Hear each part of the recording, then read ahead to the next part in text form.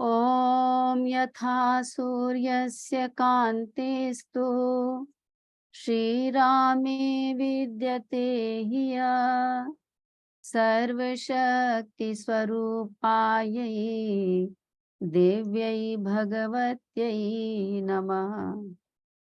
ॐ अखण्डमण्डलाकारं व्याप्तं येन चराचरं तत्पदं दर्शितं येन तस्मै श्री गुरवे नमः। तो इस प्रकार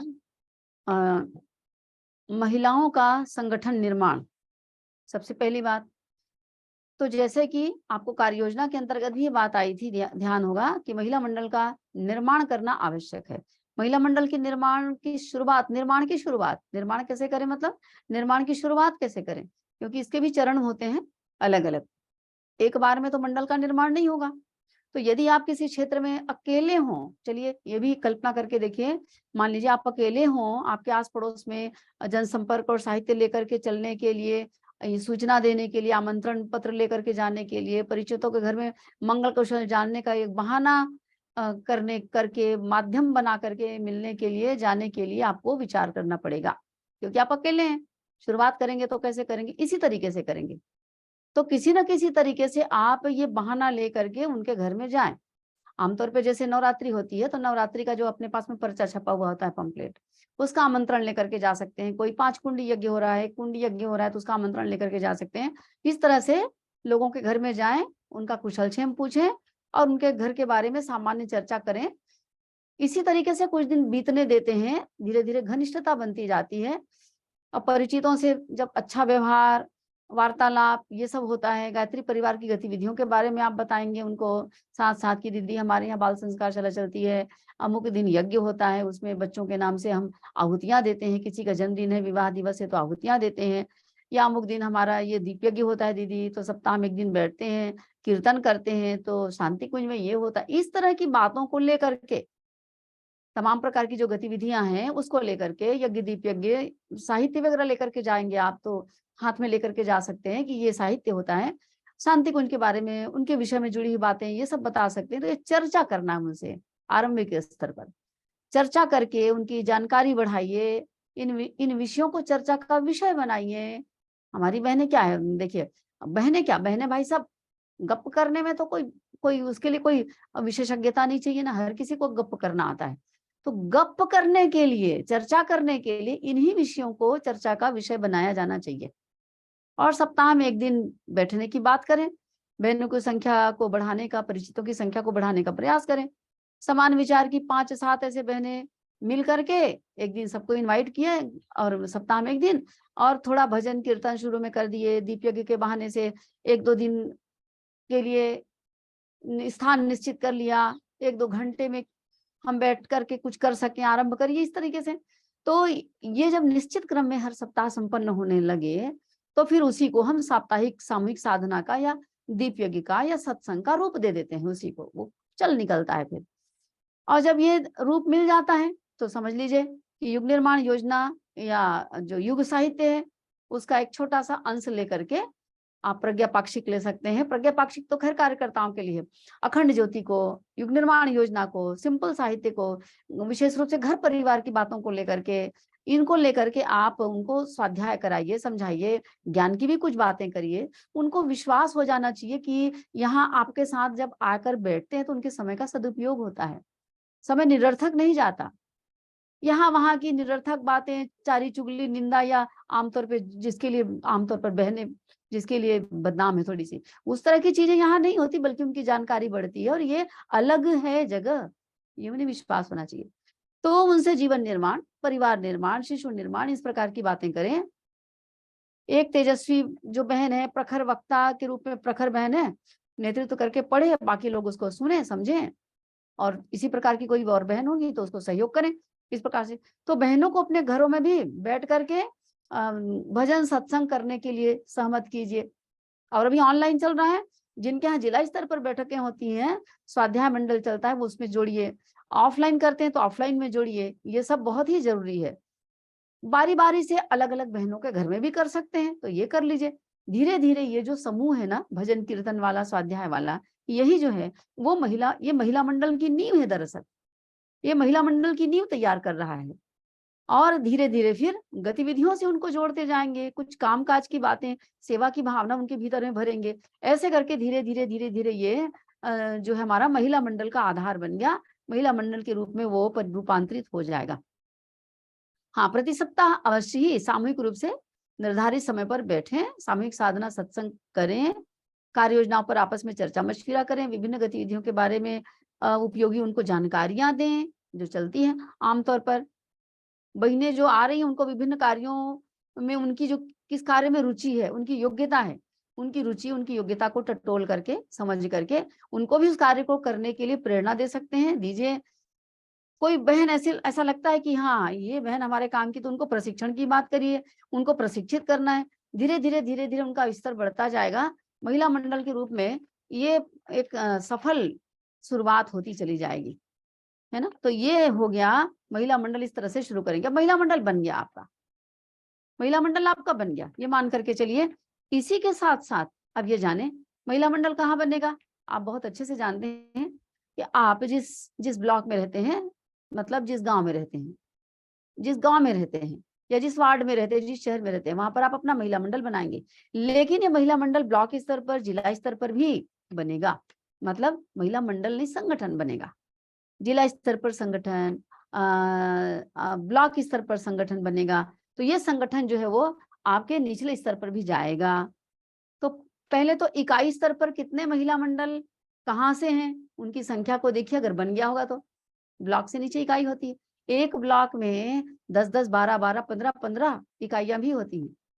तो पूरे ब्लॉक भर में कितनी इकाइयां हैं और कहाँ-कहाँ, कौन-कौन से गांव में या इकाई में कितने महिला मंडल है, उनकी संख्या को देखें।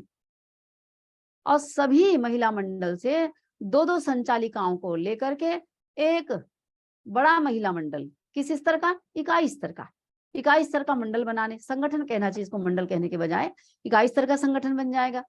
उसके पश्चात पूरी इकाई पर 2 सक्रिय जो जिम्मेदार जो बहन होंगी उनको चिन्हित कर लीजिए। ये काम ऑनलाइन भी होगा, ये काम ऑफलाइन भी होगा। ये बात मैं विशेष रूप से निवेदन करना चाहूंगी और आपको याद दिलाना चाहूंगी दीदी, ऑनलाइन संगठन बहुत ही काम की चीज है।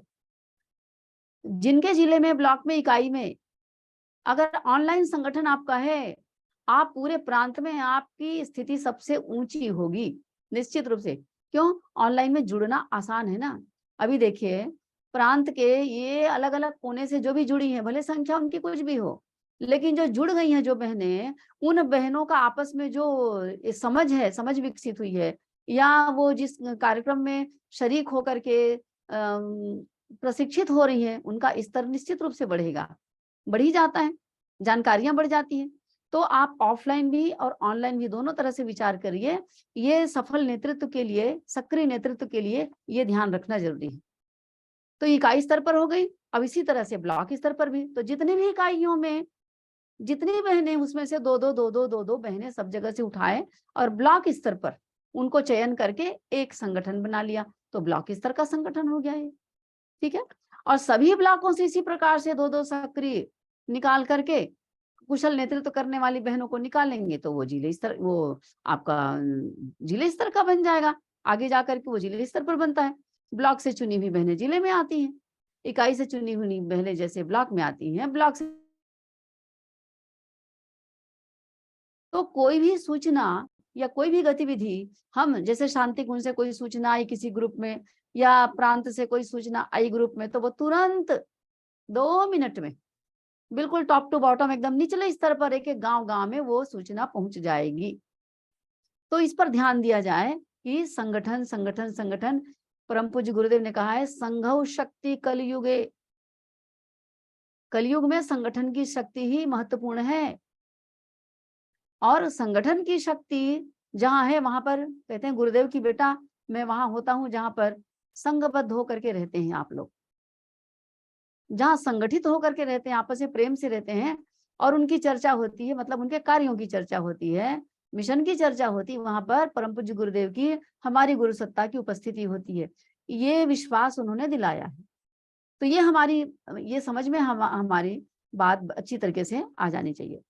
अब ये जो बहनें चुनी हुई हैं आपकी, चाहे आप महिला मंडल की बहन हो तो, और आप चाहे आपकी इकाई और ब्लॉक और जिले स्तर की बहन हो तो, इसका क्या मतलब, इसका ये क्या काम करेंगी? मैं इस बात को याद दिला रही हूँ आपको कि जो भी प्रांत से, शांति कुंज से, देश स्तर पर, राष्ट्रीय स्तर पर, प्रांतीय स्तर पर जो सूचना होती है, उस सूचना को हमारी सभी बहनों को अपने क्षेत्रीय समूह में, कई बहनें ध्यान नहीं रखती, इसका नहीं रख पाती, तो यह तुरंत प्रसारित होना चाहिए। जो भी गतिविधियां हैं जिसको संचालित करने के लिए या आह्वान किया जा रहा है या सूचना दी जा रही जुड़ने के लिए, वो तुरंत वहां तक पहुंचनी चाहिए समूह में।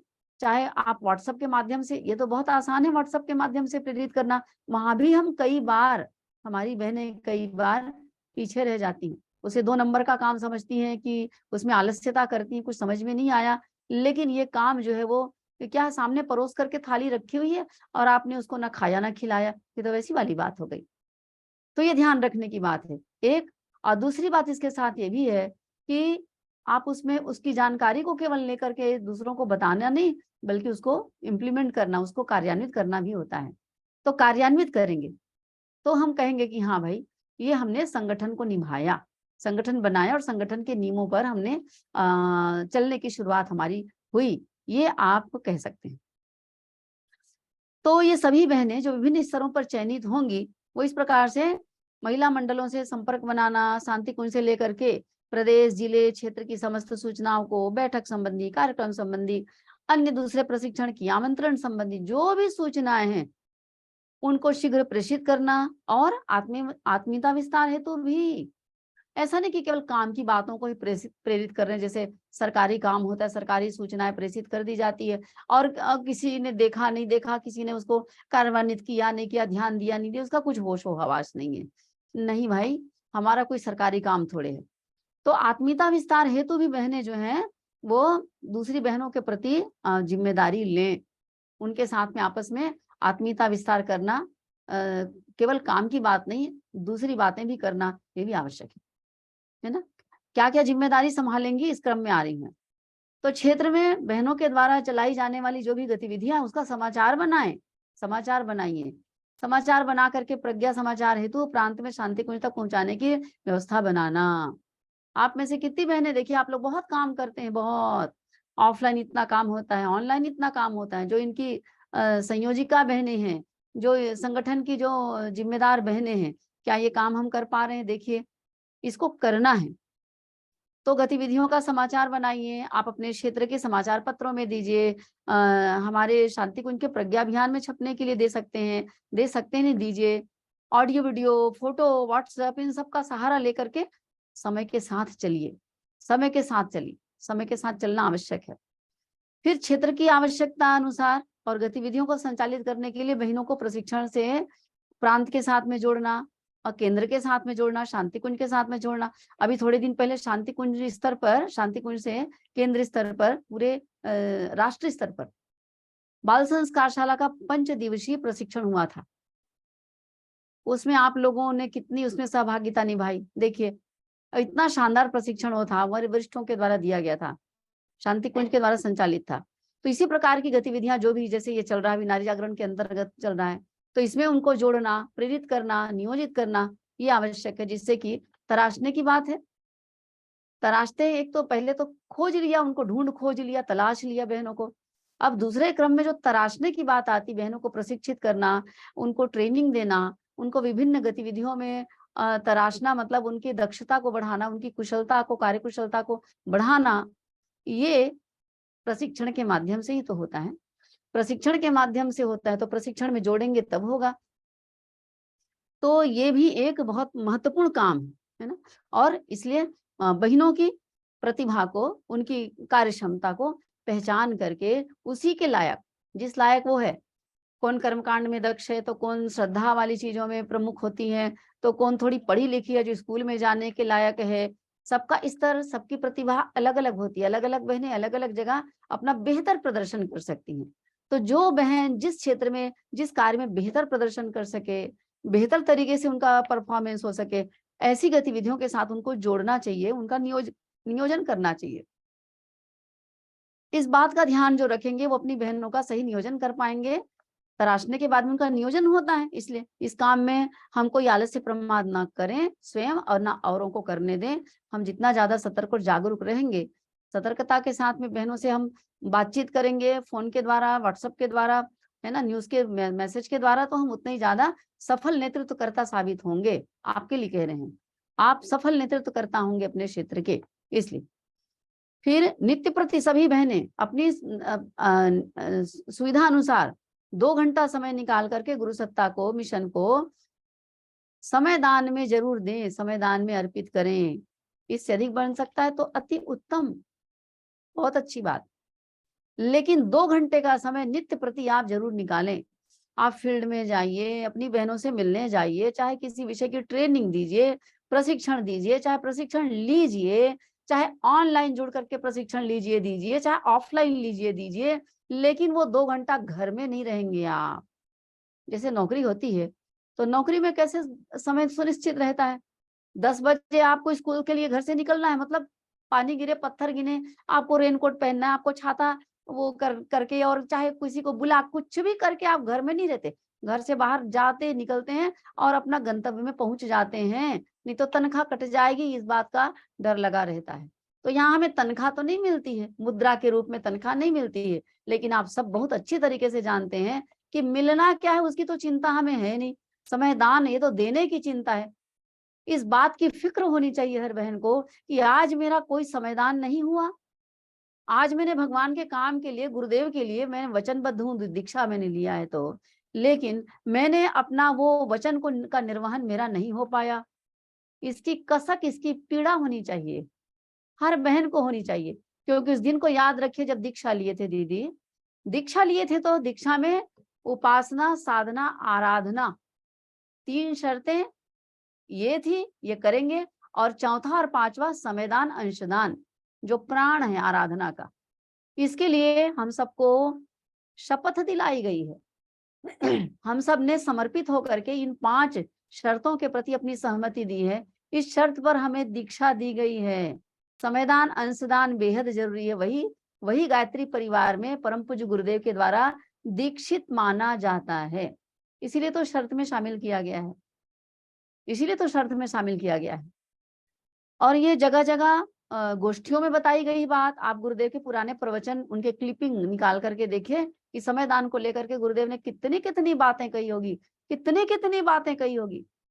तो मैं नहीं कहती कि आप एकदम से 4 घंटा निकालिए, 4 घंटे के लिए घर से बाहर जाइए, मैं ऐसा भी नहीं कहती हूँ। जिनकी जैसी जिम्मेदारी, घर की जिम्मेदारी, बाहर की जिम्मेदारी, अपनी योग्यता, प्रतिभा, अपनी व्यवस्था, उसको देख लें, इसमें कोई दिक्कत नहीं। लेकिन परम पूज्य गुरुदेव की इस बात को याद रखें, जो हमारे सदगुरु हैं, जो हमारे प्राणाधार हैं, जो हमारी जीवन की नींव है, हमारे प्राण हैं, उनको भी याद रखें। जिन्होंने, जब संगठन की बात आती है ना दीदी, तो संगठन की बात आती तो कहा जाता है कि अरे समयदान में जैसे आपके घर में कोई मांगने आता है, तो मांगने आता है तो आप बहुत बड़ा चीज नहीं देते मांगने वाले को, आज जेब में रखा छोटा सा सिक्का ही निकाल के देते हो, लेकिन देते तो हो ना।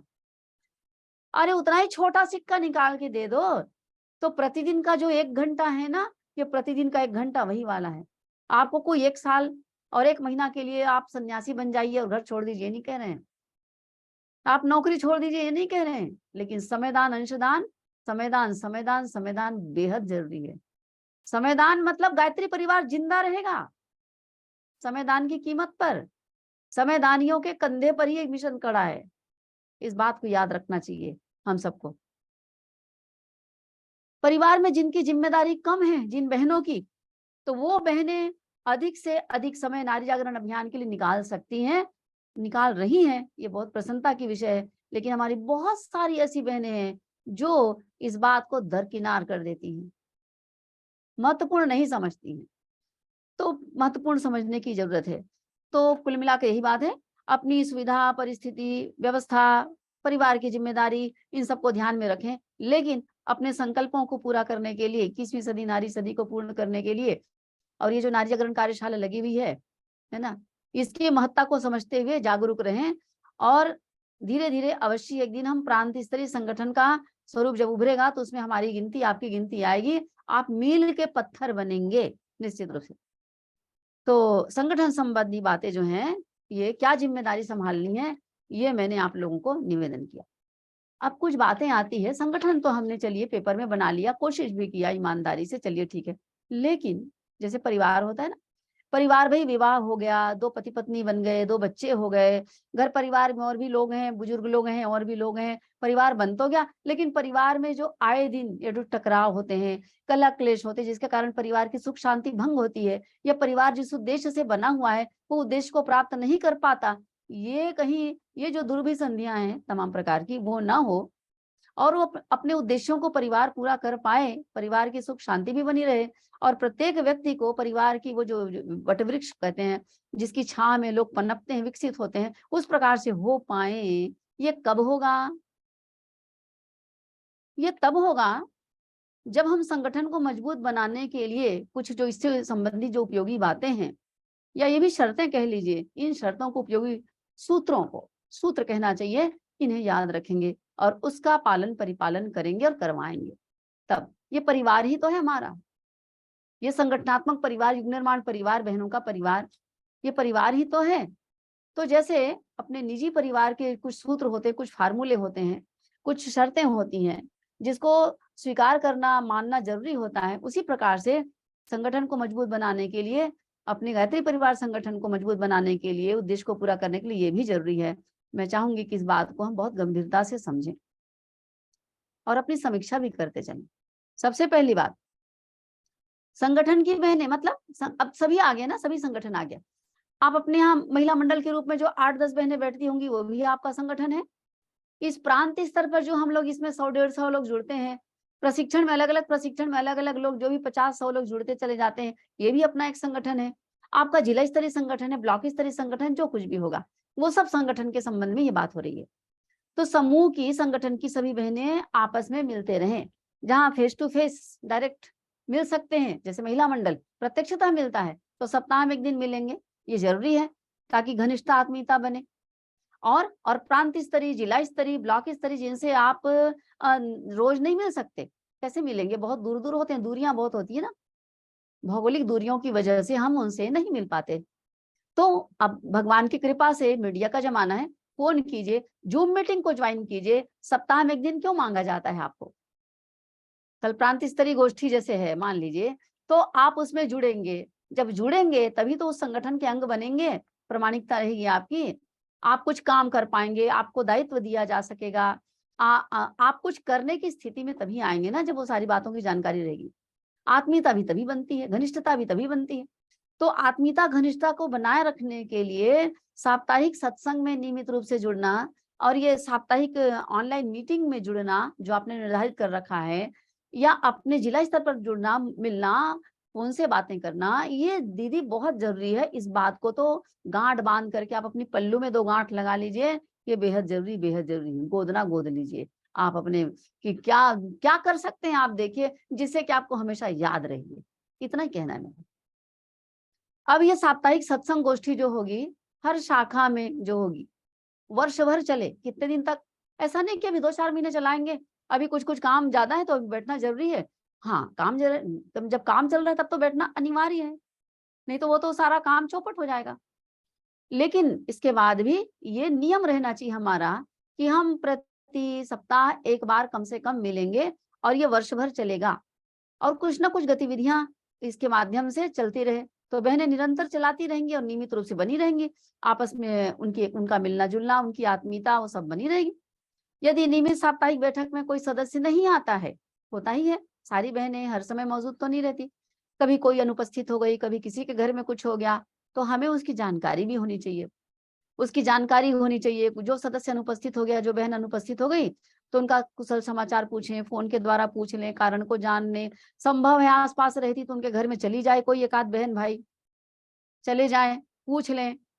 और जो बैठक में, पिछली बैठक में बातें हुई अपने बीच में, तो उसका रिपोर्ट उसको बता दें, उससे अवगत करा दें, उसे लगना चाहिए कि मुझे किसी ने याद किया, उसे लगना चाहिए कि मुझसे दिल से लोग जुड़े हुए हैं, कागज से नहीं जुड़े हैं हम, ये दिलों का रिश्ता है, ये सचमुच गुरुदेव का बनाया हुआ परिवार, ये ये महसूस होना चाहिए।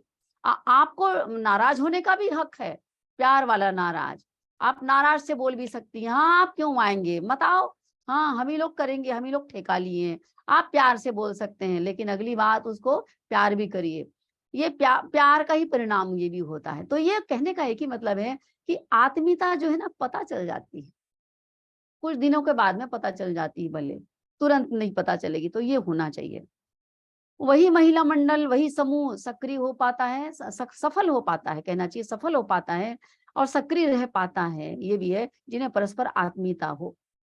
महिलाएं संगठन के सूत्रों से जो वाकिफ होती हैं, गुरु सत्ता के प्रति अपनी निष्ठा को रखते हुए मंडल को गुरु सत्ता को धरोहर समझती हैं, है ना? उनकी अमानत समझती हैं और आपस में ऐसी सूझबूझ रखती हैं, वो बहनें इसको बना लेती हैं। और ऐसी बहनों की संख्या निरंतर हमारे मंडलों में, संगठन में बढ़ते रहना चाहिए। ये बात हर बहन को समझना है, सोचना। साप्ताहिक सत्संग को एक ही स्थान पर या सुविधा अनुसार बदल-बदल करके कर सकते हैं। पहले ये बात आपको बता चुके हैं, है ना? और यदि आमंत्रण पर कोई गोष्ठी में ना भी आए, तो कई बार ऐसा होता है कि हम हताश निराश हो जाते हैं। अरे वो तो बात ही नहीं सुनते हैं, क्या करें? और ये स्वाभाविक भी है। लेकिन फिर भी इसके बाद भी, क्योंकि ये हमारा अपना घर का काम तो नहीं है, ये तो ईश्वरीय कार्य है, ये तो गुरु सत्ता का सौंपा हुआ कार्य है। इसलिए गोष्ठी के बीच में यदि ऐसी कोई स्थिति होती है तो हताश निराश ना हो, अपना मनोबल को बनाए रखें, अपनी जिम्मेदारी पूरी करने के बारे में सोचें। 5 बहनें भी इकट्ठी होती हैं तो वो भी बहुत होता है। हाँ, एक ये करना है भाई कि जब भी गोष्ठी हो रही, चाहे ऑनलाइन हो चाहे ऑफलाइन हो, इधर-उधर की अनावश्यक घरेलू चर्चा, इसकी उसकी बहू-बेटी की चर्चा, इधर-उधर की फालतू बातें निरर्थक हो जाती है। नहीं करते हैं तो भी आ जाती है। तो आपको इसको निगरानी रखनी है कि कोई उल्टी-सीधी बातें, निरर्थक बातें कहना चाहिए, वो तो कहीं नहीं हो रहा है। आप तुरंत उस पर बैन लगाइए, इससे इसका सबसे अच्छा तरीका रहता है। आप एजेंडा बना करके चलिए, आप पॉइंट बना करके चलिए, इतने मिनट में इतने बिंदुओं पर बातचीत होनी है और सार्थक बात होनी है।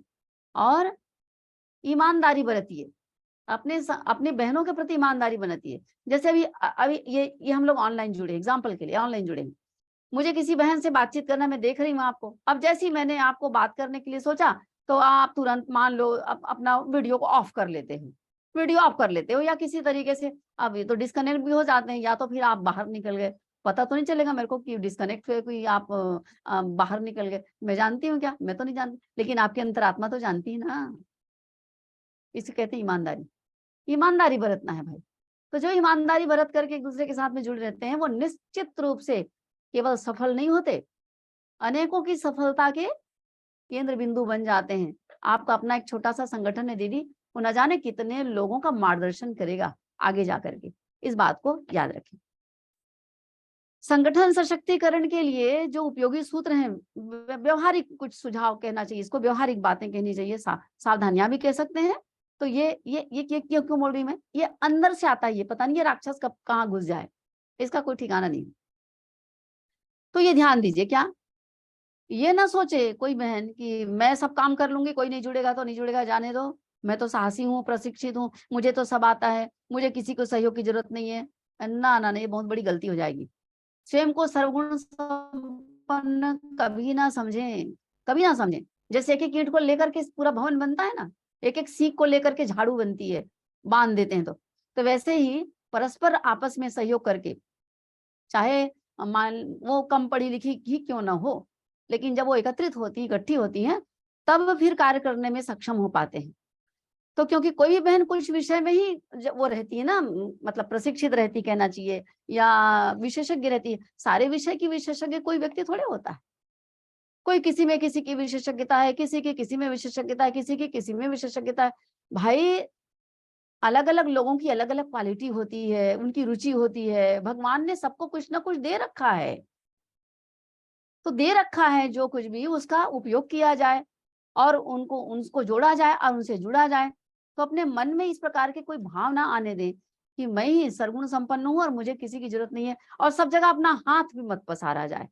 ये भी काम मैं करूँगी, वो भी काम मैं करूँगी, वो भी काम मैं, अरे नहीं भाई, सब काम सब लोग नहीं कर सकते। उसी प्रकार से एक व्यक्ति सब काम नहीं कर सकता। दूसरों के कार्य को सीखने में संकोच भी नहीं होना चाहिए, एक बात, और सलाह भी लेना चाहिए। सलाह लेने में झिझकना नहीं चाहिए, किसी से अपनी बातों को शेयर करने में नहीं झिझकना चाहिए। अपने पास कोई ज्ञान और कला है तो उसको बाँटने में भी कोई कोताही नहीं बरतनी चाहिए। हैं? ये ना सोचे कि अरे मेरे को आता है, ये सब सीख जाएंगे तो फिर मेरा क्या होगा। ये तो मानसिक क्षुद्रता है और ये हमारे गुरुदेव की रीति नीति नहीं है। आप सोचिए, हमारे परम पूज्य गुरुदेव ने 3200-3500 साहित्य लिख करके जैसे लंगर लगाते इस प्रकार से पूरे ब्रह्मांड के लिए लंगर लगा दिया, सबको परोस करके खिला दिया, खाने के लिए बाध्य कर दिया। तो ये स्थिति उतने बड़े ज्ञानी युग दृष्टा जिन्होंने उसी के लिए अवतारी चेतना के रूप में यहाँ पर हम लोगों के लिए आए, हमारा उद्धार करने के लिए, उनके जीवन की रीति नीति ये है, तो हमारी रीति नीति भी तो यही होनी चाहिए। तो अपनी मानसिक क्षुद्रता को काट करके, हटा करके, अपनी प्रतिभा का, अपने ज्ञान का, विद्या का दान करने के प्रति, उनको बांटने के प्रति हम जागरूक रहें, उनको दें, बांटें, दूसरों को सिखाएं, सिखाने को प्रेरित करें। सबसे अग्रणी कौन होता है, वरिष्ठ कौन होता है, वरिष्ठता की परिभाषा क्या है?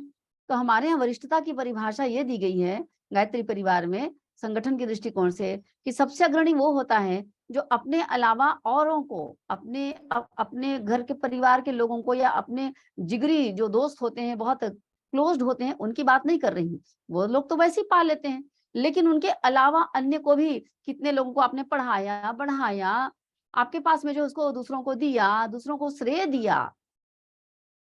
पैसा देना बहुत आसान है, श्रेय देना, सम्मान देना बड़ा कठिन काम है। तो ये श्रेय देना, सम्मान देना, दूसरों को अपने ज्ञान से उनको भी आगे बढ़ाना, ये बड़ा काम है। तो भूल करके भी अपने साथ जुड़े हुए लोगों को हतोत्साहित करने वाली बात न कभी कहनी चाहिए, न स्वयं सुननी चाहिए, नहीं तो अपना भी आध्यात्मिक पतन हो जाएगा सबसे पहले। तो बांटने की बात महत्वपूर्ण है, देने की बात महत्वपूर्ण है, और इसीलिए हम लोग यहाँ पर आए हैं, ये मान करके चलिए। तो जिस बहन में जो गुण दिखाई दे उसकी प्रशंसा करें, प्रोत्साहन करें, उसको आगे बढ़ेगी वो, उनकी उपलब्धियों पर प्रसन्न हो, न कि निंदा चुगली करें।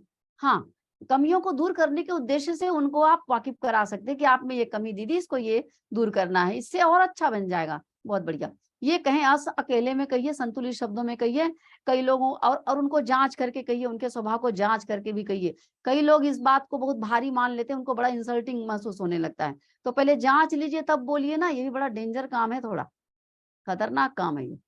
परंतु जिनकी आपके प्रति मतलब सद्भावना है, जो आपकी बातों को बुरा नहीं मानेगा, वो आपको समझ में आता है कि आपकी बात को कौन बुरा नहीं मानेगा, आप उनको बोल सकते हैं प्यार से कि ये चीज है ना, इसको सुधारना है, तो उसको अकेले में अवगत करा दें।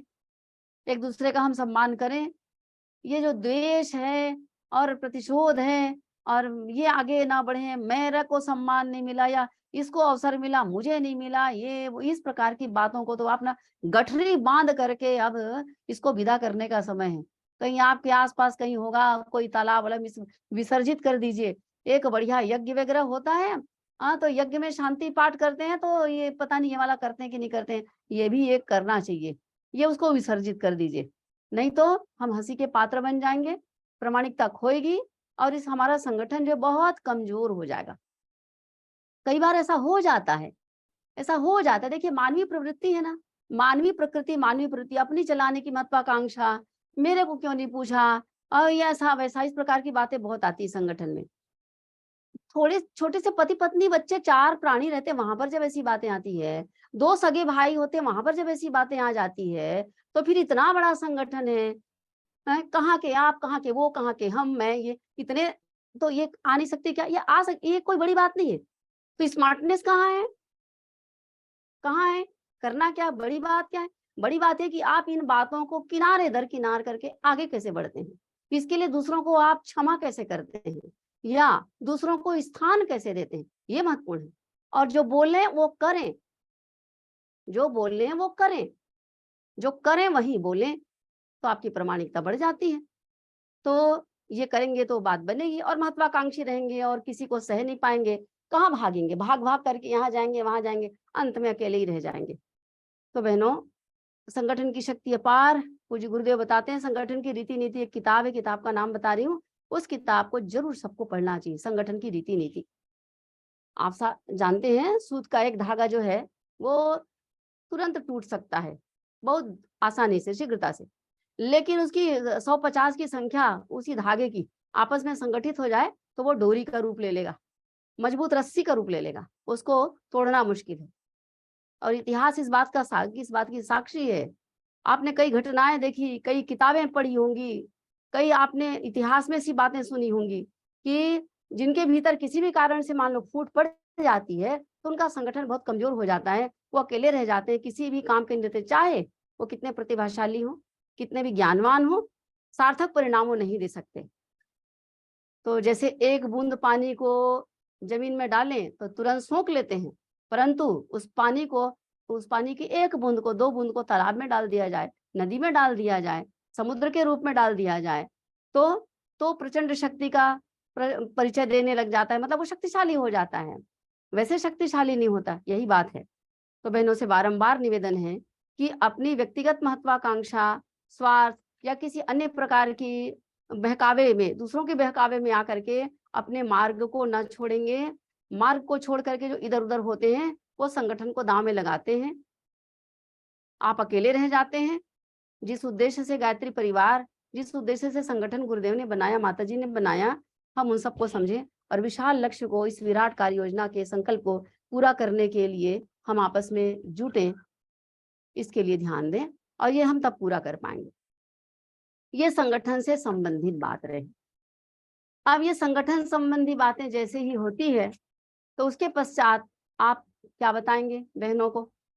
संगठन की बातें आपने बता दी। अब संगठन निर्माण के बारे में, तो आपकी कार्यशाला में जो बहनें गायत्री परिवार से जुड़ी हैं लेकिन महिला मंडल की सदस्य नहीं, उन्हें महिला मंडल की सदस्य बनने के लिए प्रेरित करेंगे। यदि आपकी कार्यशाला में सभी स्तर पर आई हैं बहनें, इकाई से भी आई हैं, ब्लॉक से भी आई हैं, जिले से भी आई हैं, तो आप जिला स्तर पर, ब्लॉक स्तर पर, इकाई स्तर पर संगठन का वही बनाएंगे या उनको समझा करके संकल्पित कराएंगे कि भाई इस तरह से बनना है। जिनके ब्लॉक में इकाई नहीं बनी होंगी तो इकाई बनाने के लिए भी उनको जागरूक करना है। इस प्रकार से ये एक तरह से क्या कहना चाहिए, संगठन निर्माण हो जाएगा। संगठन निर्माण हो गया, अब इसके पश्चात तो टोलियों में आगे जाएंगे आप। तो संगठन संबंधी बातों की ये समाप्ति हो गई। ओम शांति। अपनी बात समाप्त करती हूँ। सभी दीदी लोगों को प्रणाम।